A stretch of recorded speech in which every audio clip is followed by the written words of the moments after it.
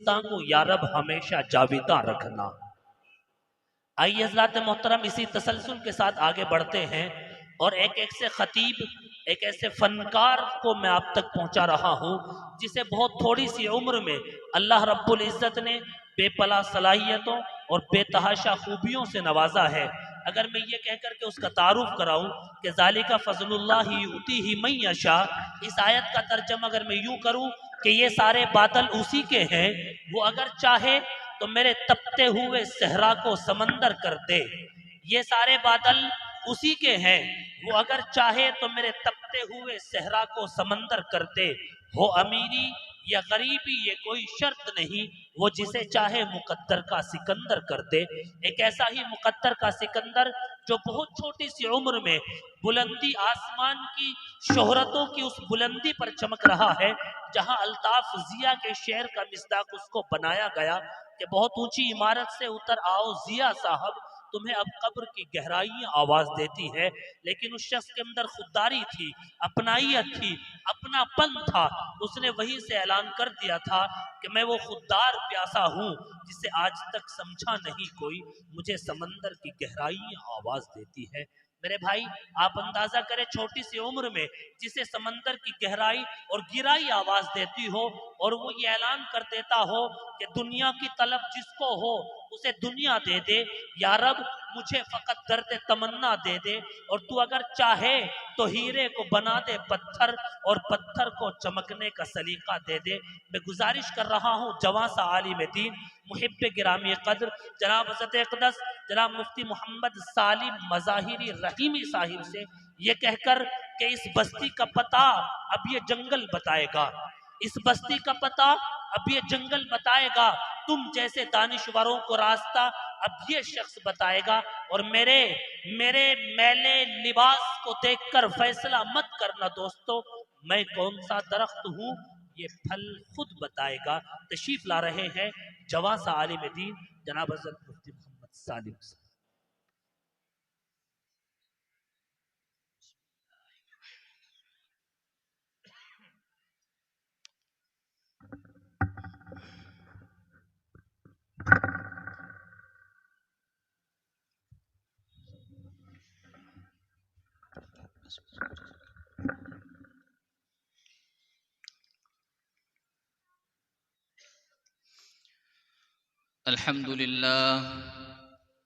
अल्हम्दुलिल्लाह नहमदुहु व नस्तईनुहु व नस्तगफिरुहु व नुअमिनु बिही व नतवक्कलु अलैहि व नऊज़ु बिल्लाहि मिन शुरूरि अनफुसिना व मिन सय्यिआति अअमालिना।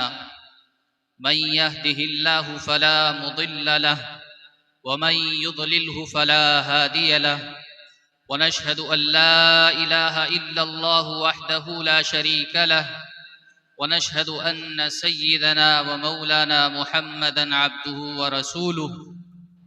قال الله تبارك وتعالى في القرآن المجيد والفرقان الحميد: أعوذ بالله من الشيطان الرجيم، بسم الله الرحمن الرحيم. هل يستوي الذين يعلمون والذين لا يعلمون؟ إنما يتذكر أولو الألباب. وقال تعالى في مقام آخر: يرفع الله الذين آمنوا منكم والذين أوتوا العلم درجات. صدق الله العظيم. رب اشرح لي صدري ويسر لي أمري واحلل عقدة من لساني يفقه قولي. اللهم إني أعوذ بك من أن أشرك شيئا أعلمه وأستغفرك لما لا أعلمه. या रब्बी सल्ली व सल्लिम दाइमन अबदन अला हबीबिका खैरिल खल्क़ि कुल्लिहिम। या रब करम तू अगर मुझ पर करे, या रब करम तू अगर मुझ पर करे, बात ऐसी दे ज़बां पे जो दिल पर असर करे। स्टेज पर तशरीफ फरमा हजरात उलमाए किराम, पसे पर्दा बैठी हुई मेरी माएँ और बहनें और मुअज़्ज़ज़ सामिईन किराम, आज की ये मुबारक व मसऊद मजलिस जो नबी करीम सल्लल्लाहु अलैहि वसल्लम की अहादीस से मंसूब है, बहुत ही मुबारक और बहुत ही काबिल ताज़ीम है। और वो हजरात जिन्हें अल्लाह रब्बे ज़ुल जलाल ने ये सआदत बख्शी और अल्लाह रब्बे ज़ुल जलाल ने जिन्हें ये तौफीक अता फरमाई कि वो इस मजलिस में शरीक रहकर हदीस पाक का दर्स सुन रहे हैं, वो भी बड़े सआदतमंद हैं। कसीर इब्न कैस रहमतुल्लाह अलैह ताबई गुजरे हैं।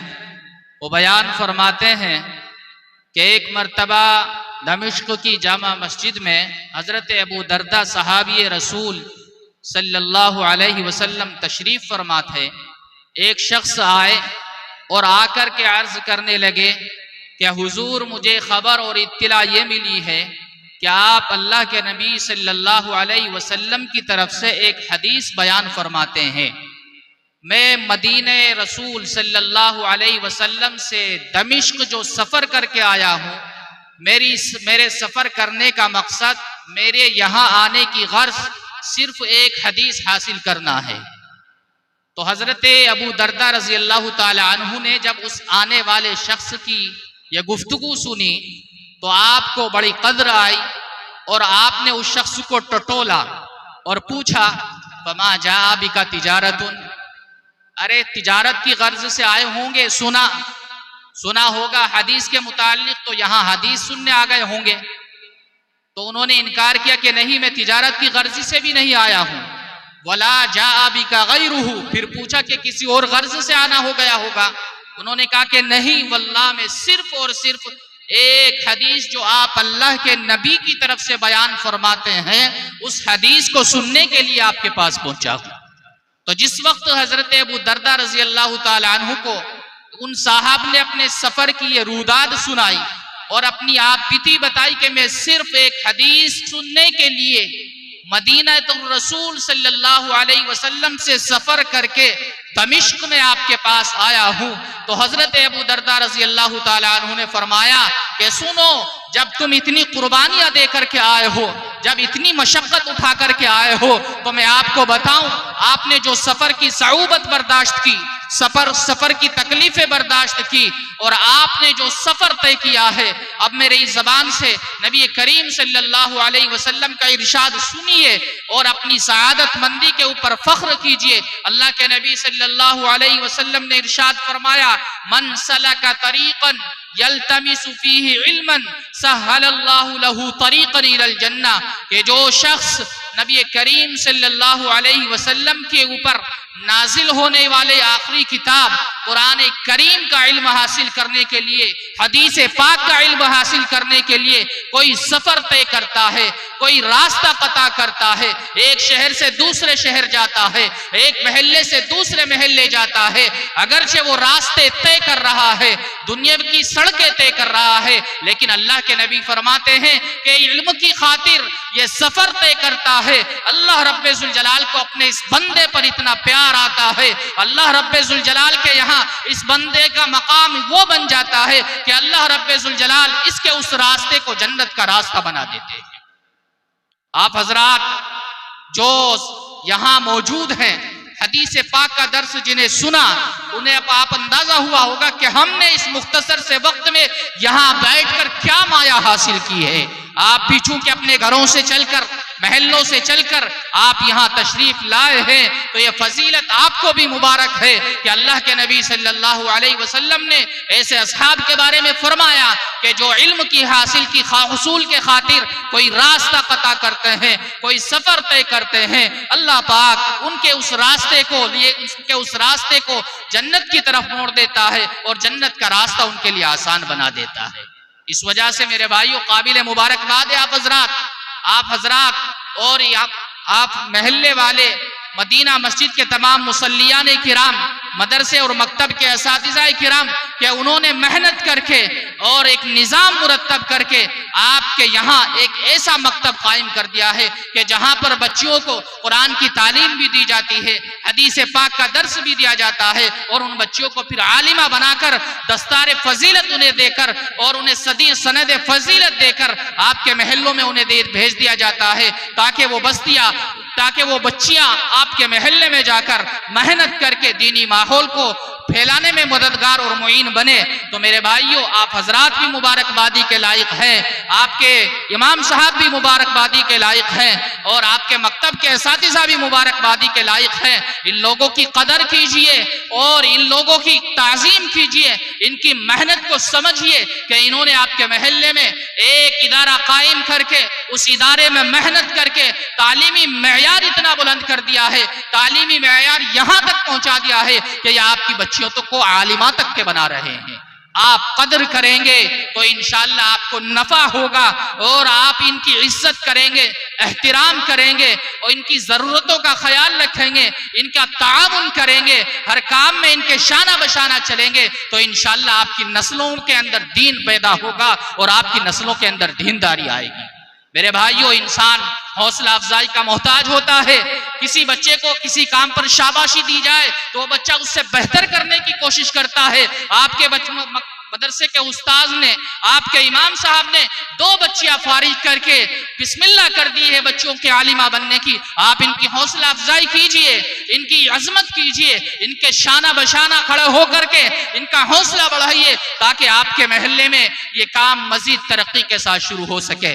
कुरान करीम की जो आयत मैंने पढ़ी उसमें अल्लाह रब्बुल जलाल ने सवालिया अंदाज में एक दावा पेश किया है और वो दावा ये है, हल यस्तविल्लज़ीन यालमून वल्लज़ीन ला यालमून, क्या अहले इल्म, क्या जानने वाले और न जानने वाले बराबर हो सकते हैं। कुरान करीम की इस आयत को अगर हम आसान अंदाज में समझना चाहे, यूं समझिए कि जैसे रात और दिन बराबर नहीं हो सकते, जैसे धूप और साया बराबर नहीं हो सकते, जैसे धूप और साया बराबर नहीं हो सकते, जैसे बीना और नाबीना बराबर नहीं हो सकते, जैसे ईमान और कुफ्र बराबर नहीं हो सकते। इसलिए कि ईमान निजात का जरिया है और कुफ्र अल्लाह की नाराजगी का सबब है। साये में राहत है, आराम है, सुकून है और धूप में तपिश है, तमाजत है, हरारत है।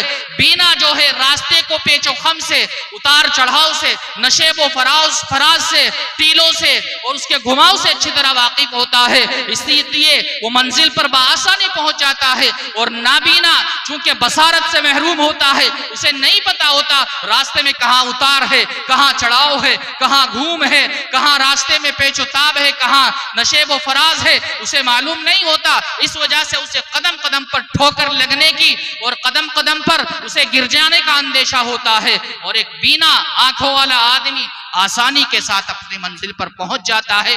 ठीक यही अंदाज कुरान करीम ने इख्तियार किया समझाने के लिए, बताने के लिए कि लोगों, क्या जानने वाले और न जानने वाले दोनों को एक सफ में खड़ा किया जा सकता है? क्या आलिम और जाहिल को एक सफ में खड़ा किया जा सकता है? फिर आगे अल्लाह ने फरमाया, इन्नमा यतज़क्करु उलुल अलबाब, इस नसीहत से वही लोग नसीहत हासिल करेंगे कि जिन्हें अल्लाह ने अक्ल व दानिश से नवाजा है। अल्लाह रब्बुल जलाल बता देना ये चाहते हैं कि जैसे रात और दिन में फर्क है, रोशनी में और तारीकी में फर्क है, अंधे और आंखों वाले में फर्क है, यही फर्क जानने वाले और ना जानने वाले में होता है। एक आलिम, एक जानने वाला अगर 2 रकात नमाज पढ़ेगा तो उसे हर हर रुकन की तस्बीहात का भी सही पता होगा, अल्फाज भी सही अदा करेगा, मसाइल से भी वाकिफ होगा और वो अपनी नमाज को 2 रकात ही पढ़ेगा तो बहुत अच्छे तरीके से अदा कर लेगा। लेकिन एक अनजान आदमी जिसे मालूम नहीं है वो कैसे नमाज को सही पढ़ सकता है? इस वजह से मेरे भाइयों, वो माँ बाप मुबारकबादी कबूल कीजिए कि जिनकी बेटियां अनजानों की सफ में से निकलकर जानने वालों की सफ में शामिल हो गई है, जिनकी बेटियां आज सनद फजीलत लेकर अहले इल्म की सफ में शामिल हो रही है। ठीक अल्लाह रब्बुल जलाल के इस इरशाद पर बारीकी के साथ अगर हम निगाह डालें तो इस इरशाद का एक मकसद ये भी है, हल यस्तविल्लज़ीना यालमून वल्लज़ीना ला यालमून, जानने वाले और न जानने वाले जब दोनों बराबर नहीं हो सकते तो ठीक उनके अमाल भी बराबर नहीं होने चाहिए। ऐसा ना हो कि जो जो अनजान शख्स, जो इल्म से कोरा शख्स जहालत वाली जिंदगी गुजार रहा हो, ये इल्म हासिल करने वाला बंदा भी, ये इल्म हासिल करने के बाद भी, ये अहले इल्म की सफ में शामिल होने के बाद भी ये भी उसी तर्ज की जिंदगी गुजारने लगे। जब अल्लाह ने दोनों में फर्क किया है तो ये फर्क जिंदगी से भी नजर आना चाहिए, किरदार से भी नजर आना चाहिए, अखलाक से भी नजर आना चाहिए, और अपने अंदर वो तमाम सिफात जो कुरान करीम में अल्लाह ने बयान की, हदीस पाक के जरिए नबी करीम सल्लल्लाहु अलैहि वसल्लम ने बयान की, जब एक शख्स उन सिफात को पढ़ चुका है उसकी जिम्मेदारी यह है कि वो सिफात अपने अंदर पैदा करे। अगर वो शख्स पढ़ने के बावजूद नबी करीम सल्लल्लाहु अलैहि वसल्लम के इरशादात आलिया सुनने के बावजूद, आप सल्लल्लाहु अलैहि वसल्लम के अखलाक करीमाना की तालीम लेने के बावजूद वो शख्स अपने अंदर इन अखलाक को जमा नहीं कर रहा है तो सही माना में वो शख्स इल्म की तौहीन कर रहा है, वो शख्स इल्म की नाकदरी कर रहा है। इस वजह से वो बेटियां, वो तालिबात जिनको अल्लाह ने आज ये दिन दिखाया कि उन्होंने मुसलसल अपना तालीमी सफर जारी रख के आज वो इस स्टेज पर पहुंची है कि आज उन्हें सनद फजीलत दी जा रही है। वो अगर बहन है तो बहन होने की हैसियत से अपना पूरा हक अदा करे और अपने भाई बहनों की दीनी तरबियत की तरफ तवज्जो करे। वो बेटी है तो अपने माँ बाप को दीनदारी वाली जिंदगी गुजारने के ऊपर लाए और अपने माँ बाप की दीनी जिंदगी गुजरे इस बात की फिक्र करे। वो बेटी आगे चलकर जब नई जिंदगी में कदम रखेगी और एक शोहर के साथ वाबस्ता होगी, जब वो बेटी से बीवी बनेगी तो याद रखिए फिर उसके ऊपर बहुत बड़ी जिम्मेदारी आयद हो जाती है, बहुत बड़ी जिम्मेदारी आयद हो जाती है। हजरत इमाम बुखारी अलैहि रहमा जिनका नाम मोहम्मद है, वालिद का नाम इस्माइल है, आपको पता है ये इतने बड़े इमाम कैसे बने? इनके पीछे किसकी मेहनतें थी, किसकी तरबियत का नतीजा था, किसने रात दिन एक एक करके मेहनतें की? कौन है वो किरदार जिसने इमाम बुखारी रहिमहुल्लाह को इमाम बुखारी के मकाम तक पहुंचाया? और मेरे भाइयों में और आप आज इस मजलिस में शरीक हैं, आज इस मजलिस में जिन इमाम बुखारी रहिमहुल्लाह का तज़किरा हो रहा है, हम आप बैठ करके सुन रहे हैं, हमें अल्लाह की तरफ से यकीनन इस पर अजर मिलेगा, हमारे इस अमल पर अजर मुरत्तब होगा। लेकिन कुछ किरदार वो भी हैं जिन्हें इस दुनिया से जाए हुए हजारों साल बीत गए, लेकिन आज वो हमारी इस मजलिस में सवाब के एतबार से बराबर के शरीक हैं। कौन है वो किरदार, कौन है वो शख्सियत?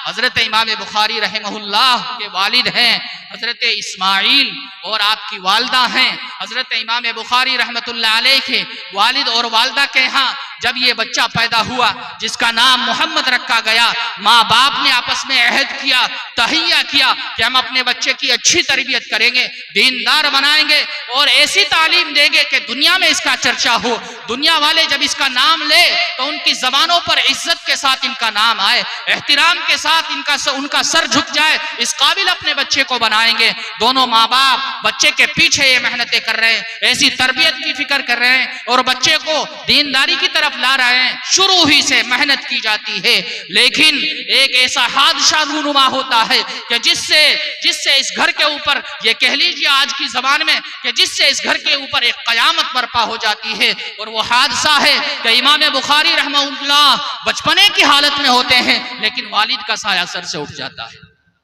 वालिद का साया सर से उठ गया।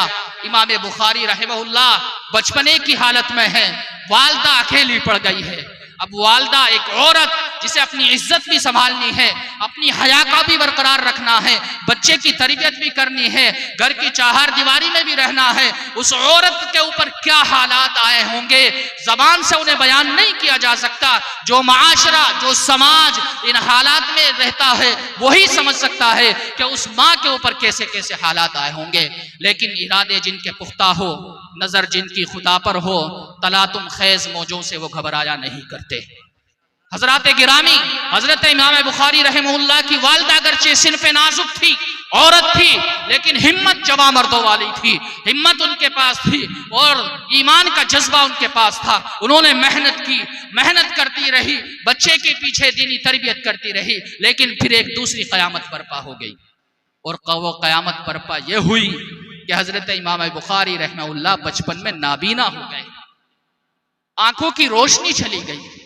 ओहो सुभान अल्लाह, उस माँ की तड़प और उसका दर्द क्या होगा जिसके सर से पहले ही शोहर का साया उठ चुका है, सहारे के नाम पर एक बच्चा है जो आज नाबीना हो चुका है, उसके दिल पर क्या चोट लगी होगी, क्या ठेस पहुंची होगी। लेकिन हौसला देखिए, उस मां ने सारे जतन किए, इलाजो मुआलजे किए, इलाजो मुआलजों के साथ साथ जब बीनाई वापस नहीं आई, खुदा के दर पर जाकर के डेरा डाल दिया, आंचल फैला दिया अल्लाह की बारगाह में, और तड़प तड़प कर अल्लाह रब्बे जुल जलाल से दुआएं की, बारी ताला मैं तो अपने इस बच्चे को पता नहीं क्या क्या ख्वाब मैंने इस बच्चे की खातिर देखी थे, इसकी तो बीनाई चली गई, मेरे रब मेरे बच्चे की बीनाई को वापस लौटा दे। हजरत इमाम बुखारी रहमुल्लाह की वो अजीमत वाली माँ, वो हिम्मत वाली माँ और वो पुख्ता ईमान वाली माँ मुसलसल मुसल्लों को तर कर दिया करती थी दुआएं करते करते। एक दिन वो आया, दुआ करके जब सोई, हजरत इस्माइल ख्वाब में आए और आकर के कहा कि बीबी ज्यादा घबराने की जरूरत नहीं है, अल्लाह रब्बे जुल जलाल की बारगाह में तेरी दुआओं को शर्फ कबूलियत हासिल हो चुका है और तेरे बच्चे की बीनाई वापस लौट चुकी है। सुबह जब बेदार हुई, उठकर जिस वक्त देखा हजरत इमाम बुखारी रहमुल्लाह की बीनाई वापस आ चुकी थी, माँ फौरन सजदे में गिर गई और रब ताला का सजदा शुक्र अदा किया। मेरे भाइयों, मैं बताना ये चाहता हूँ, औरत अगर ये ठान ले मुझे अपने बच्चे को नेक बनाना है, मुझे अपने बच्चे को वक्त का इमाम बनाना है, मुझे अपने बच्चे को मुहद्दिस बनाना है, मुझे अपने बच्चे को बड़ा आलिम बनाना है, मुझे अपने बच्चे को इस काबिल बनाना है, उसका तज़किरा मशरिक से लेकर मगरिब तक हो और सारी दुनिया में उसका नाम इज्जत और एहतराम के साथ लिया जाए, तो औरत अगर इरादे की पुख्ता हो, ईमान की पुख्ता हो और उसके मिजाज में मुसलसल मेहनत करने का जज्बा हो, तो वो औरत कुछ भी करेगी लेकिन अपने बच्चे को उस मकाम तक पहुंचा करके रहेगी जो ख्वाब उसने देखा है। यही ख्वाब, यही किरदार हमें आज अपनी बेटियों की जिंदगियों में जिंदा करने की जरूरत है। आज की जो बेटियां, आज की जो तालिबात बुखारी शरीफ की आखिरी हदीस पढ़कर सनद फजीलत हासिल कर रही है, मैं अपनी उन तालिबात को, मदरसे की उन बेटियों को, उन बच्चों को मैं ये बता देना चाहता हूँ, आपने इमाम बुखारी रहिमहुल्लाह की हदीस का जो मजमुआ पढ़ा है, इसे मजमुए को पढ़कर आप जब यहाँ से जाए दुआ करके, तो रब ताला से दुआ ये करना कि बारी ताला जिस तरीके से तूने अज़्म, हिम्मत, हौसला उस माँ को अता फरमाया था जिसने अपने बच्चे को इमाम बुखारी बनाया था, वही अज़्म, वही हिम्मत, वही हौसला हमें भी अता फरमा, ताकि हम भी अपनी नस्लों को वक्त के इमाम और वक्त के मुहद्दिस दे सके। मेरे भाइयों, अगर आज हमने अपनी बेटियों के अंदर ये किरदार जिंदा कर दिया तो यकीन मानिए हमारा आगे का आने वाला जो माशरा होगा वो दीनदार होगा, वो पाकीज़ा होगा, वो बाहया होगा, बाकिरदार होगा, बाअखलाक होगा, वो सजदा रेज़ी करने वाला होगा। और अगर हम अपनी नस्लों की तरफ से इसी तरह गफलत बरतते रहे, उनकी तालीम की फिक्र ना की, उनकी तरबियत की फिक्र ना की, तो याद रखिए जो सूरत हाल आज हमारे सामने है इससे बदतर होगी, इससे अच्छी नहीं हो सकेगी। तो इस वजह से मेरे भाइयों, जब यहां से उठे, यास्म करके उठे कि हमें अपनी नस्लों को दीनी तालीम से वाबस्ता करना है, मदरसा आपकी ये जरूरत पूरी कर रहा है, ये असातिज़ा आपकी जरूरत को पूरा करने के लिए यहाँ पर मौजूद है। बच्चे का हाथ पकड़ करके लाए, इनके सुपुर्द करे कि इमाम साहब मैं तो जाहिल रहा, मैं तो अगरचे नहीं पढ़ सका, मैं तो कुरान का इल्म नहीं हासिल कर सका, मैं तो हदीस का इल्म नहीं हासिल कर सका, मैं नहीं चाहता कि मेरा बच्चा भी मेरी तरह जाहिल रहे, मैं अपने बच्चे को कुरान और हदीस का आलिम बनाना चाहता हूं, आपके सुपुर्द करके जा रहा हूं। दुआ भी करना इसके लिए ताकि ये नेक हो और इसकी तरबियत पर तवज्जो भी देना और इसके इल्म के हुसूल के लिए इसके पीछे मेहनत भी करना। इस जज्बे से आप अपने बच्चे इनके सुपुर्द करके जाएंगे तो इंशाअल्लाह आपकी नस्ल में निखार आएगा, आपकी नस्लों के अंदर इंशाअल्लाह तरक्की पैदा होगी। इस वजह से मेरे भाइयों, मैं अपने उन बच्चियों को यही पैगाम देता हूं कि आप अगर बहन है तो बहन की हैसियत से अपना फर्ज पूरा करे,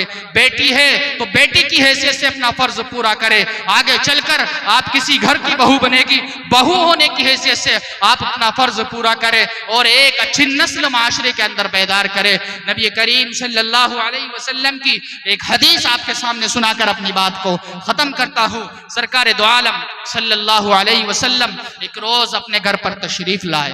आप सल्लल्लाहु अलैहि वसल्लम जब तशरीफ लाए, हजरत आयशा सिद्दीक़ा रज़ी अल्लाह ताला अन्हा जो उम्मुल मोमिनीन है, तमाम मुसलमानों की माँ है, मिजाज नबूवत शनास है, हजरत आयशा सिद्दीक़ा रज़ी अल्लाह ताला अन्हा की बारी है। अल्लाह के नबी सल्लल्लाहु अलैहि वसल्लम तशरीफ लाए तो आपके चेहरे पर मुस्कुराहटें खिल रही थी। आप सल्लल्लाहु अलैहि वसल्लम हश्शाश थे, आपके चेहरे पर खुशी के आसार थे।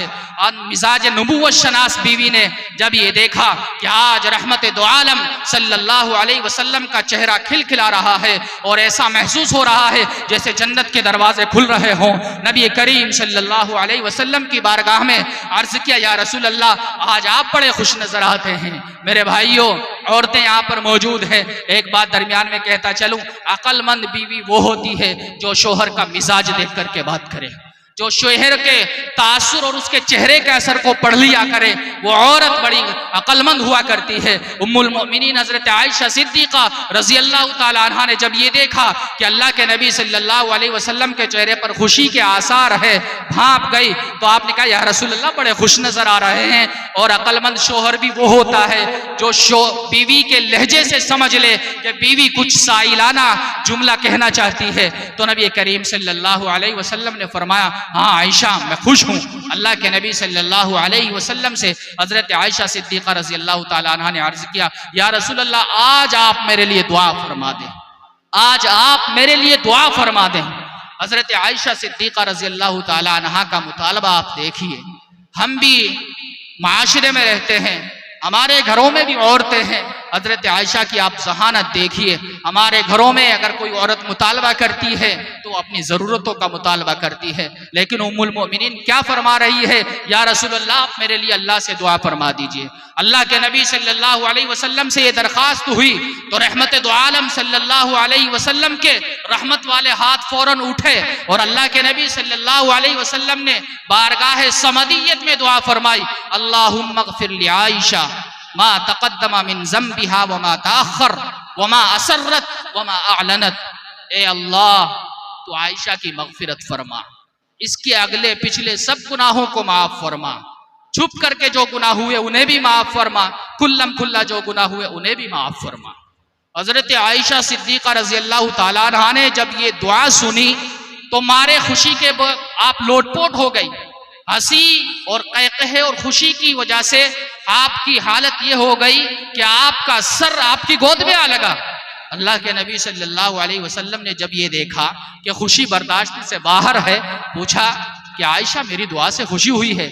हजरत आयशा सिद्दीक़ा रज़ी अल्लाह ताला ने अर्ज़ किया, या रसूल अल्लाह, खुशी क्यों ना हो, मांगने वाला रहमतुल लिल आलमीन हो, बारगाह रहमान और रहीम की हो और किसी की मग़फ़िरत की दुआ हो रही हो, इससे बढ़कर खुशी का मकाम और क्या हो सकता है। अल्लाह के नबी सल्लल्लाहु अलैहि वसल्लम ने उसके बाद जो जुमला फरमाया, मेरे भाइयों, खुदा की कसम, ये जुमला अपने दिल पर लिख करके ले जाना। अल्लाह के नबी सल्लल्लाहु अलैहि वसल्लम ने उसके बाद इरशाद फरमाया, वल्लाहि इन्नहा लदावती लिउम्मती फी कुल्ली सलातिन। खुदा की कसम, अल्लाह की कसम, ये दुआ तो मैं अपनी उम्मत के हर फर्द के लिए हर नमाज के बाद मांगता हूं। आपको अंदाजा है कुछ? वो रहमत वाला नबी 1400 साल पहले आपको हर नमाज में याद रख रहा है, आपको हर नमाज में अल्लाह की बारगाह में पुकार पुकार कर दुआ कर रहा है, ए अल्लाह, मेरी उम्मत के अफराद के अगले पिछले सारे गुनाह माफ फरमा, खुल्लम खुल्ला जो गुनाह हुए वो भी माफ फरमा और जो छुप करके हुए उन्हें भी माफ फरमा। खुदा की कसम, उस नबी की उम्मत की क्या हालत है आज, जिस नबी ने हमें 1400 साल पहले हर नमाज में याद रखा, तहज्जुद में भी याद रखा, फराइज में भी याद रखा, नवाफिल में भी याद रखा, हज के मौकों पर भी याद रखा, दूसरे मौकों पर भी याद रखा। आज उसी नबी की उम्मत उस नबी को बुलाए पड़ी है। ना नबी हमें अपनी शादियों में नजर आते हैं, ना नबी हमें खुशी के मौके पर नजर आते हैं, ना नबी हमें अपने गम के मौकों पर नजर आते हैं। आज मुसलमान नबी के किरदार से बाहर निकलना चाहता है। ना हमें नबी के चेहरा पसंद है, ना हमें नबी का लिबास पसंद है, ना हमें नबी की अदाएं पसंद है। अगर पसंद है तो अपनाए क्यों नहीं? अगर पसंद है तो तेरी शक्ल नबी के जैसे नजर क्यों नहीं आती? अगर तुझे पसंद है तो नबी के अखलाक तेरे पास क्यों नहीं है? अगर पसंद है तो नबी वाला किरदार तेरे पास क्यों नहीं है? अगर पसंद है तो नबी सल्लल्लाहु अलैहि वसल्लम का सानी क्यों नहीं कहलाता है? नबी करीम सल्लल्लाहु अलैहि वसल्लम के सहाबा भी जिंदगी गुजार करके गए हैं। बाज सहाबा के मुतालिक तो असहाबे रसूलुल्लाह का ये गुमान था कि अगर किसी को नबी करीम सल्लल्लाहु अलैहि वसल्लम के अखलाक आपके अलावा किसी मुजस्सम वजूद में देखने हो तो फुला सहाबी को देख ले, फुला सहाबी का जाकर के दीदार कर ले, फुला सहाबी से जाकर के मुलाकात कर ले, अल्लाह के नबी का पूरा किरदार सामने आ जाएगा। लेकिन आज पूरा महल्ला, पूरी बस्ती, पूरा शहर ये दावा करके नहीं कह सकता कि हमारे शहर में, हमारे मुल्क में, हमारे इस बस्ती के अंदर कोई एक भी शख्स ऐसा है कि जिसने मुकम्मल तरीके पर अपने नबी की सीरत को अपना लिया। मेरे भाइयों, जिस नबी ने हमें कभी नहीं बुलाया, हमने उसे हर मौके पर बुला दिया। जरा तसव्वुर कीजिए, जिस वक्त हमारे यहाँ शादी का मौका होता है, तसव्वुर की निगाह से देखिए, आंखें बंद करके दिल में तसव्वुर कीजिए कि जिस वक्त हमारे यहाँ शादी का मौका होता है, कैफियत इस तरीके पर समझ लीजिए कि एक तरफ तो अल्लाह के नबी होते हैं और अपने पूरे तरीके और सुन्नत और शरीयत के साथ मौजूद होते हैं, दूसरी तरफ शैतान होता है। उधर से नबी पुकार करके कहते हैं कि मेरे उम्मती आ, मेरा दामन पकड़, मेरी सुन्नत और शरीयत पकड़ और मेरी सुन्नत और शरीयत को पकड़ कर दुनिया की भी सुरखुरी हासिल कर और आखिरत का भी एजाज हासिल कर। और दूसरी तरफ शैतान कहता है नहीं नहीं, तू तो मेरे साथ आजा, मजे कर, ऐश कर। तो भाइयों, हम किसका दामन थामते हैं? हम किसका दामन पकड़ते हैं? मेरे भाइयों, आप उस नबी को भुला देते हो, उस नबी के किरदार को भुला देते हो जिसने तुम्हें हर नमाज के बाद याद रखा, तुम्हारे गुनाहों की बख्शिश की दुआ की। इस वजह से यहां से जाओ तो ये फिक्र लेकर के जाना, मेरा अगर मेरे नबी से सामना हो जाए तो मैं अपने नबी को क्या जवाब दूंगा। जिस वक्त उस नबी के सामने उम्मत के अमाल पेश किए जाते होंगे कि जिस नबी ने रातों को अल्लाहुम्मा ग़फ़िर ली उम्मती उम्मती की दुआएं की, उस नबी के कलेजे पर क्या तकलीफों के पहाड़ टूटते होंगे। ये वो उम्मती है जिन्हें मैंने कहीं नहीं बुलाया और इन्होंने ये सूरत हाल बर्पा कर रखी है। इस वजह से मेरे भाइयों, अपनी नस्लों को तालीम दो, इल्म से वाबस्ता करो, मकतब में उन्हें मुस्तकिल पाबंदी के साथ भेजो, बच्चियों को इल्म की तालीम दिलाओ, आलिमा बनाओ। आपके महल्ले में एक ऐसा इंतजाम अल्लाह ने कर दिया है जहां आपकी बच्ची अपनी इज्जत और हुर्मत की हिफाजत के साथ जेवर तालीम से आरास्ता हो सकती है। इससे फायदा उठाओ ताकि नस्ल आपकी दीनदार पैदा हो। अल्लाह पाक सुब्हानहू व तआला जो बातें कही गई हमें अमल की तौफीक नसीब फरमाए। व आखिरु दावाना अनिल हम्दुलिल्लाहि रब्बिल आलमीन। माशाअल्लाह, मैंने इब्तदा में जो तमहीद और भूमिका मैंने बनाई थी मुहिब्ब गिरामी कद्र जनाब हजरत मुफ्ती साहब सालिम साहब के लिए, और मैंने जो तारुफ कराया था, मुझे लग रहा है कि ज़र्फ में जो होता है टपकता है वही, ज़र्फ में जो होता है टपकता है वही, और शीशे में जो होता है चमकता है वही। बड़े मुख्तसर वक्त में बड़ी कीमती और खूबसूरत बातें की हैं। मैं बड़ी हैरानगी में के आलम में इस माना कर भी था कि इतनी छोटी सी उम्र और खुदा के फ़ज़ाइल इस कदर कि अल्लाह रब्बुल इज़्ज़त ने छोटी सी उम्र में इस बेबाकाना तरीक़े से बोलने का जो हुनर और सलीक़ा दिया है।